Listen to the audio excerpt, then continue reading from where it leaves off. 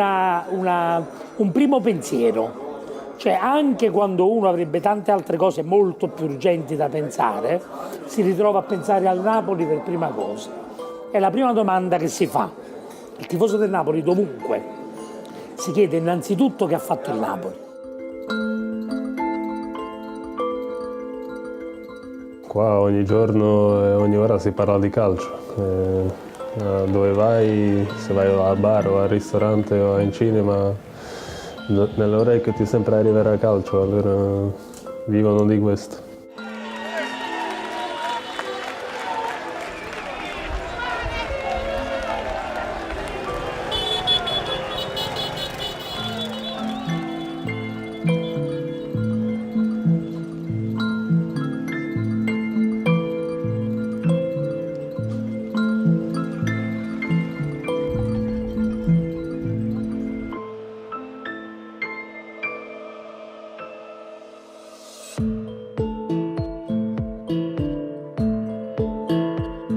Diciamo che il tifoso napoletano verso la squadra a volte può sembrare un po' invadente, ma è la passione, è il modo di esternare gioia rispetto ad altre tifoserie. Il rapporto speciale è che sono una sola cosa, cioè Napoli è la squadra è la città. Non puoi vivere a Napoli, non puoi essere di Napoli e non tifare Napoli. Avevo uno zio che tifava Inter nello stesso palazzo e noi uscivamo pazzi proprio, ma come fa a tifare Inter? È una vita che soffre e anche noi per lui.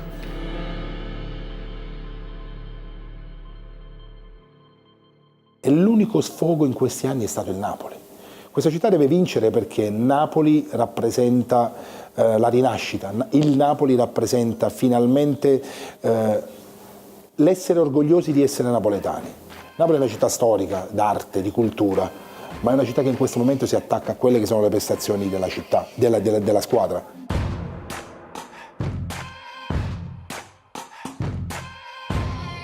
Moltissimi di loro quando arrivano, diciamo quando li incontriamo per la prima volta che arrivano nella nostra società, mi chiedono subito: ma come urlerai, come dirai il mio nome?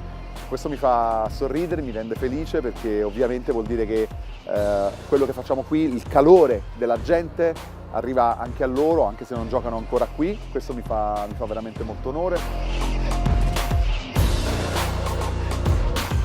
E mi ricordavo che quando facevamo quegli scalini, io ero sempre il primo della fila, essendo il capitano, quando facevamo quegli scalini e ti vedevi quel muro di gente dai distinti, capivi che aria tirava. Facevo gli ultimi 3 scalini e dicevo, oggi è dura per gli avversari. Lo capivi immediatamente.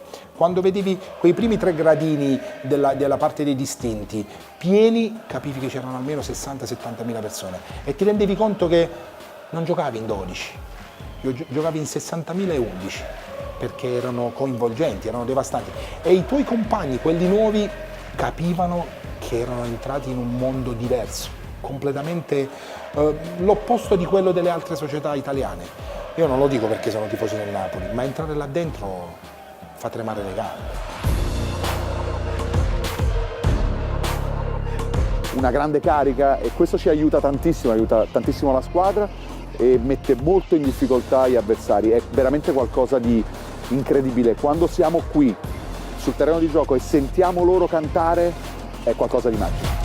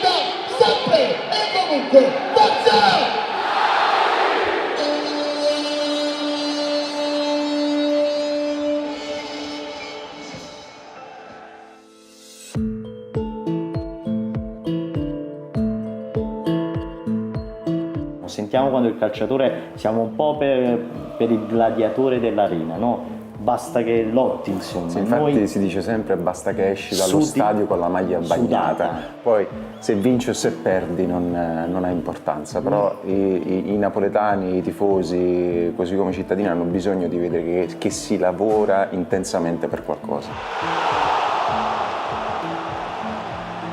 Sì, l'unica cosa intollerabile è un calciatore che esce, insomma, con un atteggiamento che non ha dato il massimo. Noi abbiamo esigenza di avere il massimo, almeno come impegno.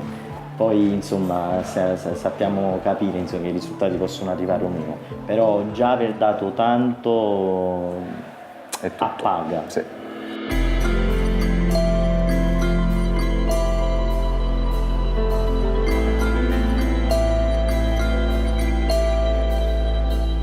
Quello che loro trasmettono a chiunque esso sia, a chiunque indossa questa maglia, è qualcosa di fantastico, no? Perché ti fanno sentire importante e ti trasmettono quella determinazione che poi è fondamentale nel momento che metti piede nel San Paolo. È sicuramente un piccolo terremoto. Qualche tempo fa hanno fatto degli esperimenti con degli strumenti per misurare proprio l'intensità dell'energia dello stadio, ed è venuto fuori qualcosa di pazzesco, di incredibile, di straordinario, come se fossero delle piccole scosse di terremoto. È veramente qualcosa di pazzesco, è un'energia che i ragazzi, le ragazze che sono sugli spalti tirano fuori settimana dopo settimana, partita dopo partita.